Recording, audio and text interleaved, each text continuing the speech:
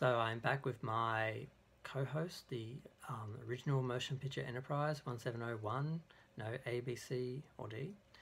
Um, I was just talking about the 40th anniversary, and I just watched the Blu-ray, and I was sort of talking about the picture quality and stuff like that, and didn't even get to talk about the film, so I'm doing a separate video just about the film.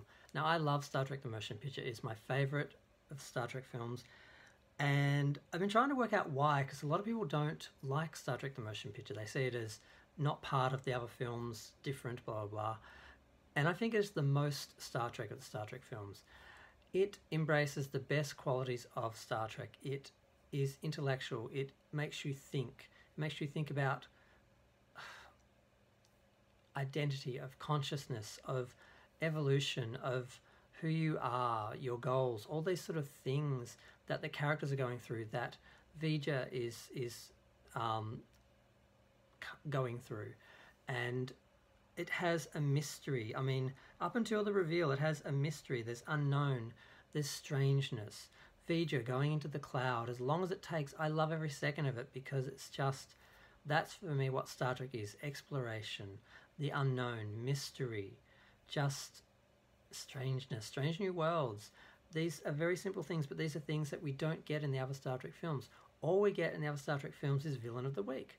It started with Khan, and as much as I love Harve Bennett, who was a TV producer who got brought on to make Star Trek 2 because they wanted to make it cheap, because there's the illusion that they made Star Trek The Motion Picture for $44 million and it was the most expensive film ever made at the time. It wasn't.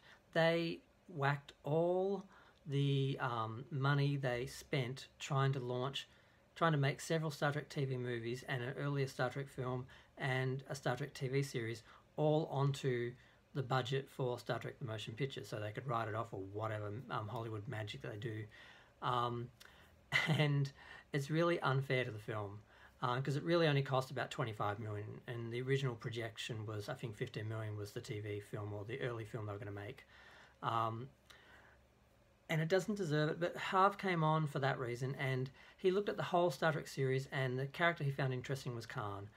He obviously, there are different elements of Star Trek, and he obviously enjoyed the villain, the classic sort of good versus evil, good guy, bad guy thing. He did that. Actually, I don't, did it make more money than Star Trek The Motion Picture? I think it made about the same, maybe $1 million or so less, I think. But because it was made for less, and only by a couple million, oh, actually no, it's about 10 million less, actually. But it was made in the TV wing and didn't have the development issues, because the universe was already made for it, and they even reused a lot of footage. So I think Star Trek The Motion Picture gets an unfair, it gets treated unfairly because of budget and money. But Star Trek The Motion Picture, The Wrath of Khan, the difference is, The Wrath of Khan is just goody and baddie. It's just that simple, and that's too simple for Star Trek. And that's why emotionally the characters are good. What they're going through does kind of reside with you after the film, but you're not really thinking about anything. It doesn't inspire. It doesn't. I'm not sitting there in wonder thinking, the Genesis planet is interesting, but it's not enough.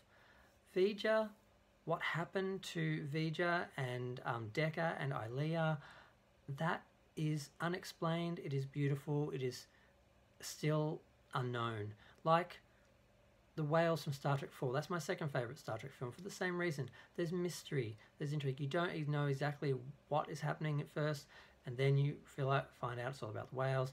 And then, yes, they answer the call. They take the whales. But what are they talking about? Why did they leave? What was it as simple? I mean, there are some theories, and I think there's some of it is put into a novelization, but that for me is a Star Trek story. There's a mystery, a problem to be solved, something to learn. Star Trek, all the films after the motion picture, except for The Voyage Home, were all just villain of the week. And even though I went and saw all of them, I confess I love Star Trek so much. I love the world so much. I love to just be in that world. I saw Star Trek, the 2009 film, about 15 times. Because I just kept going to see it, because I'm like, what could I do tonight? I can sit at home, or I can go be in the Star Trek universe for another night, even though it's a bit off.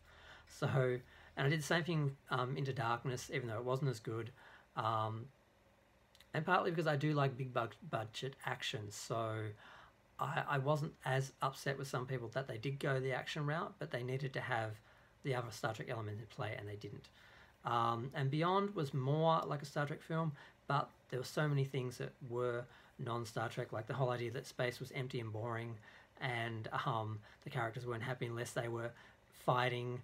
Just that sort of, it's that whole mentality which is through the whole new films. It's just about action and fighting and villains and vengeance and just all these themes and elements that just, there's no exploration, there's no wonder, there's no mystery.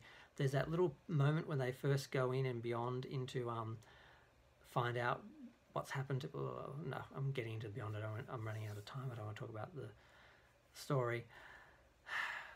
But that's why Star Trek the motion picture works for me, because they opened up the Star Trek universe and they took their time to just sit in it, and you just get to be in the Star Trek universe, be on the ship, and feel like it's a real, it felt like a real world, a real universe that was extended and updated from the original series, which you spent time watching at home, and it just worked for me, and I love it. It's my favorite film. I just wanted to make a video saying how much I love it, and it's not a proper review.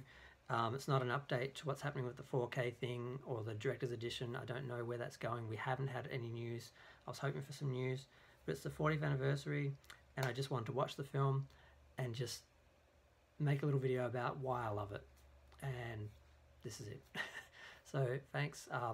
Feel free to like, subscribe, comment, tell me what you think of Star Trek. You know, comments are fun.